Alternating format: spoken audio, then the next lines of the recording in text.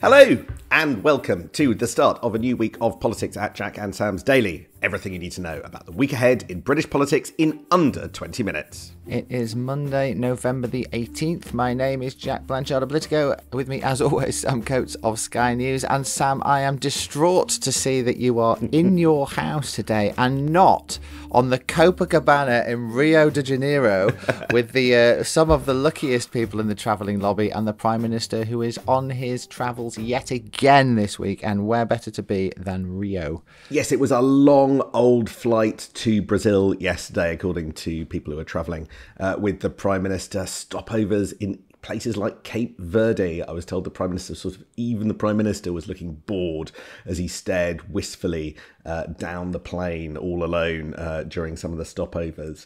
Another few days out of the country. They're not back until Wednesday afternoon, missing PMQs.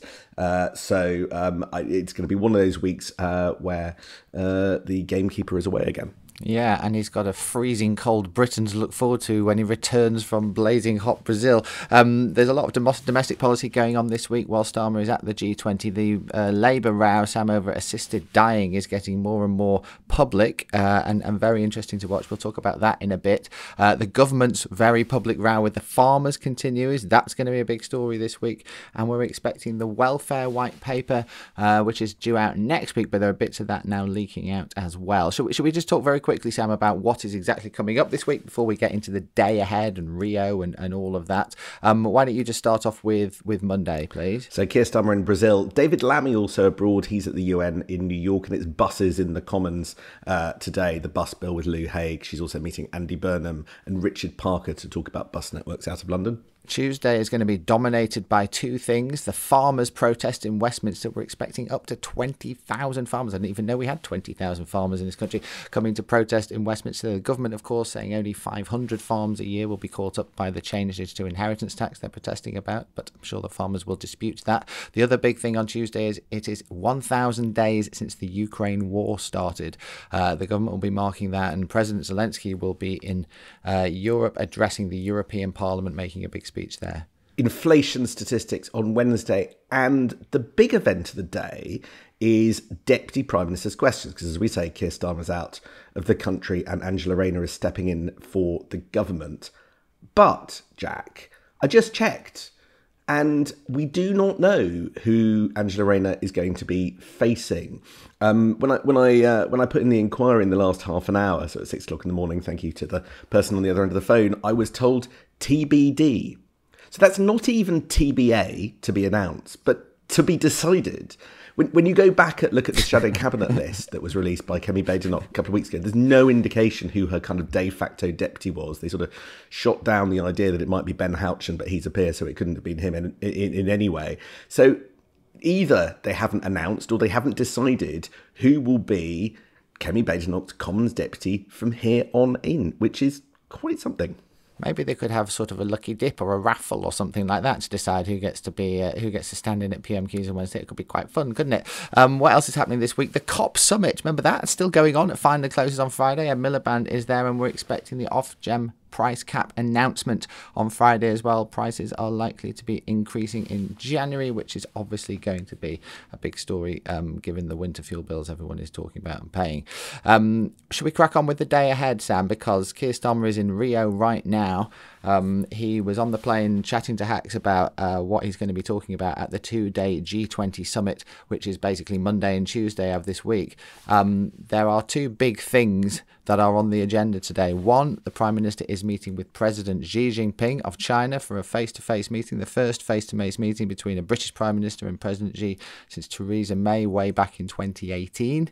And secondly, Ukraine is very much top of the Prime Minister's agenda, and we had this announcement, this story really that broke last night in the New York Times, that the US is finally giving permission for Kyiv to start using long-range missiles, firing them into Russian territory, which is something that you and I have been talking about on this podcast for months, Sam. And it seems that one of Joe Biden's final big acts as US president has been to give the green light to that and allow the war to escalate in quite a significant way. is this a win for Keir Starmer that Biden's done this? I mean, Starmer was over there in September sort of telling Biden that we ought to do it. We were expecting maybe he'd get a breakthrough in September at that White House summit. That never came, but it sort of feels like better late than never as far as Starmer is concerned. And the Brits and the French and indeed President Zelensky have finally got their way. Probably, but not absolutely. Certainly is this a win for Keir Starmer. Look, what we know, which, as you say, is a combination of what the New York Times reported last night and kind of reading between the lines of President Zelensky's address to the nation in Ukraine, is that the US have authorized their missiles, ATACMS, as they're known, and they can now be used in the Kursk region of Western Russia, according to that New York Times report. So these are weapons with a range of kind of 200 miles, and they can be employed against Russian troops there. The sort of pretext for this was the arrival of troops from North Korea. 10,000 North Korean troops, which are being moved to support Russian forces on the border, which is clearly an escalation from their side. So the US can claim that gives them justification for an escalation from their side. And we will see how this plays out. There is anger, of course, in Russia, in the Russian parliament, although we haven't heard from Putin. There is anger from some allies of Donald Trump who ask, what on earth is Joe Biden doing in the last 2 months of his presidency?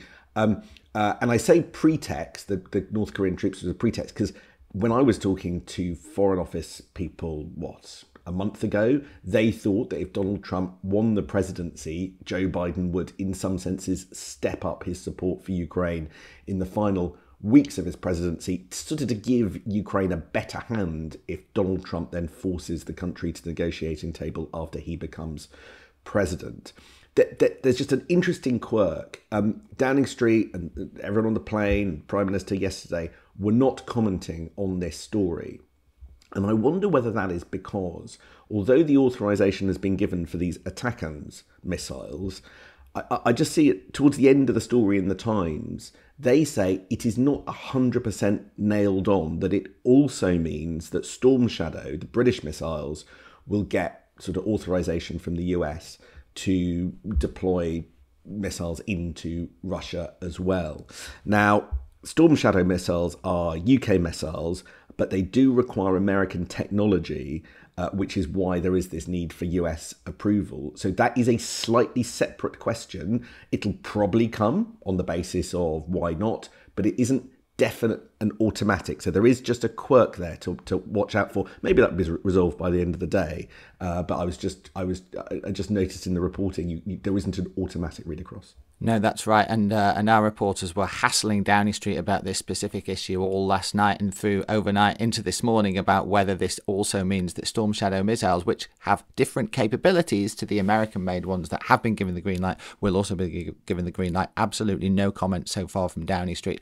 Keir Starmer is going to do some interviews or some sort of pool clip or something in Rio later today. This is probably going to be the first or second question he's going to be asked about. So we will find out then, if not before. There's obviously a morning lobby briefing from Downing Street here in London in a few hours' time. This will be asked there as well. So this will probably emerge one way or another over the course of the day. It seems like the main thinking in the US is that what this extra capability for the Ukraine will allow them to do is allow them to try and fight to keep that parts of that Kursk region that they have held onto so far in the war, to give them a better negotiating position in 2025 when President Trump returns to the White House, and we know that negotiations are almost certainly likely to begin pretty soon after that. So the better position that Ukraine are in at that point, the theory goes, the better chance they have of getting a better deal in whatever it is, that whatever approach Trump decides to take in bringing an end to the war, as he has promised to do. Should we talk about President Xi and China as well, Sam? Because this is a really big moment in UK-Chinese relations. It's been more than 6 years since a British Prime Minister, as I said, sat down with the Chinese president for life, as he appears to be calling himself. Rishi Sunak tried to do it, but the meeting got cancelled. The COVID pandemic meant that President Xi didn't leave the country for a little while, so there wasn't much chance of meeting him for that period. But Starmer's been pretty clear that Labour will take a different approach to Chinese relations than what we saw under the Tories, or at least the latter end of the Tory government, which was obviously pretty China-sceptic, particularly under Liz Truss, and when she was in the Foreign Office and then in Downing Street. I think it felt like Rishi Sunak wanted to take a slightly less hawkish approach to China, but wasn't really allowed to do so by his party. Keir Starmer comes into this meeting today with a very different political context. Labour is the political instincts of the Labour Party are not pro-China, but they're less China-sceptic, I think, than the more hawkish end of the Tories. And obviously Keir Starmer also has this massive parliamentary majority, something that none of his Tory predecessors ever enjoyed, which means that he faces less pressure from his backbenches anyway.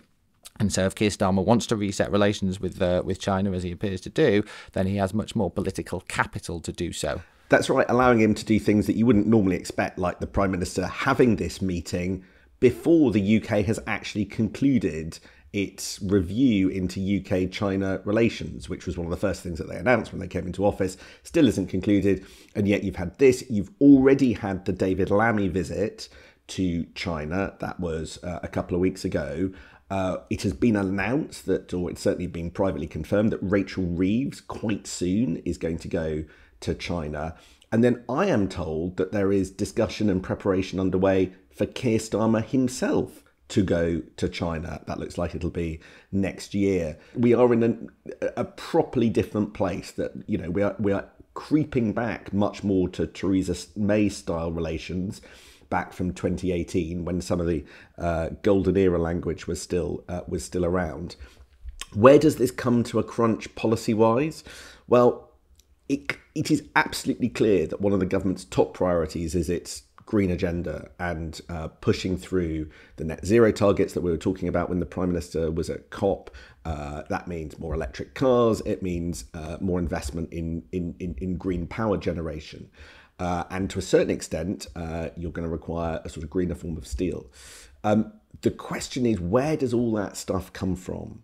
And the big debate inside government and outside is how much are we going to end up, in order to do the sort of carbon transition, how much are we going to end up relying on China to provide a lot of that stuff because it's just cheaper to come from there, versus if we do start becoming even more economically dependent on China, what does that do to our relationship with the United States, where, frankly, it's both parties in Congress, the Democrats as well as the Republicans, as well as Donald Trump, who became increasingly hawkish on China through his premiership. He wasn't at the start, but by the end, he was, when he was president first time round. It looks like Congress will push through escalating sanctions on China and potentially people that deal with China, just at the point where the UK might be pivoting towards China in order to sort out its green transition. That's the kind of push me, pull you situation that we could find ourselves in. That's right, and it's worth remembering that Donald Trump has picked the Florida Senator Marco Rubio as his Secretary of State. One of the biggest China hawks on Capitol Hill will be in the State Department, and that gives you an indication of just how hawkish towards China this Trump 2.0 regime is likely to be. And as you can see the clash coming with Britain, just as Britain slightly tiptoes a little bit more in the Chinese direction than it had been over the past few years.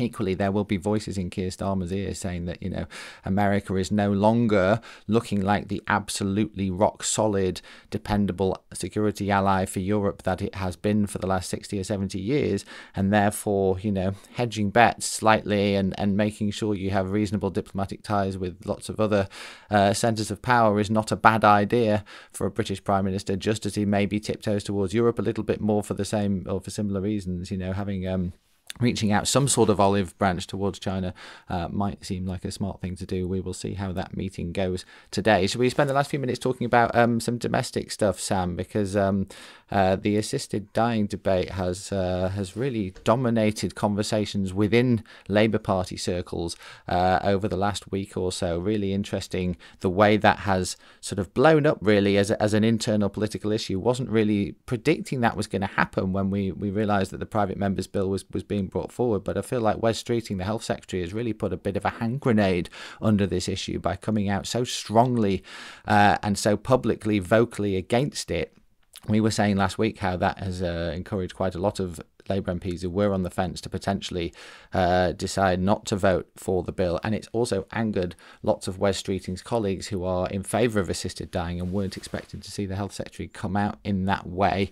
What do you think the latest is, Sam, in Labour Party circles on this? We've still got about another 10 days to go until the decision day for MPs, which will be the big vote in the House of Commons on the 29th of November. Where are we right now, do you reckon? Well, first of all, to say the red on red on this is escalating and dismaying quite a lot of people at the top of government.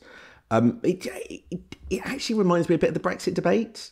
You know, what Keir Starmer has done by quietly encouraging all of this is actually to light the touch paper on quite a bitter row on this, as you were just referring to. I mean, I think it's even quite unpleasant in bits of the health department, to be honest, because Wes Streeting is against this. One of his deputies is for it, and that's just not good optics. And this is going to last. These rows, this tension is going to last for absolutely months, because if on November the 29th MPs do vote for this measure and it gets through, we are looking at a huge part of the first half of next year actually being dominated by this bill line by line, because each bit of it, the detail is of huge public interest and the politics is inescapable. And that is why, Jack, my understanding is that there are people, my basic understanding is that number 10 is split.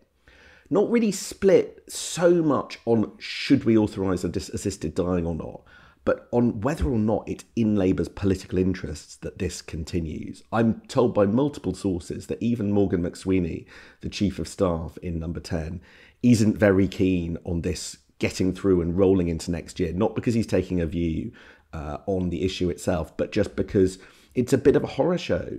And there is some regret at the heart of government that they allowed this to happen. So the Prime Minister keeps saying, as he did on the way to COP last week, I am neutral, I'm not going to take a view, I don't think we're going to hear what he thinks until he actually votes in terms of whether or not he backs it. But there is actual regret at the heart of government that this has been allowed to happen, and it's seen as a bit of a fail. But I also think procedurally, we're in another world of pain. You'll remember last week there was a row over Wes Streeting saying he'd asked his department to do a sort of assessment on the costs of this. We are not going to get that before the big vote on November the 29th. Indeed, we're not going to get any kind of impact assessment on this bill before the big vote on November the 29th. I am told by people around Kim Leadbeater that we will only find out the impact assessment, how it works, what resources are needed, what impact it'll have on the justice system, what impact it'll have on the NHS, after, if it goes through, and that will be done by the government. And that puts MPs in an awkward position when they're doing this big vote, not on the basis of all of the facts. And that is concerning people. And one final thing, there's just a presumption that this is all going to be done by the public sector.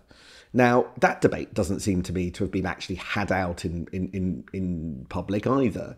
There is an idea that the service that will carry this out, and those words feel awkward to say out loud, but this new National Health Service for Assisted Dying will be a publicly funded, publicly operated service, sort of along the same lines as the NHS.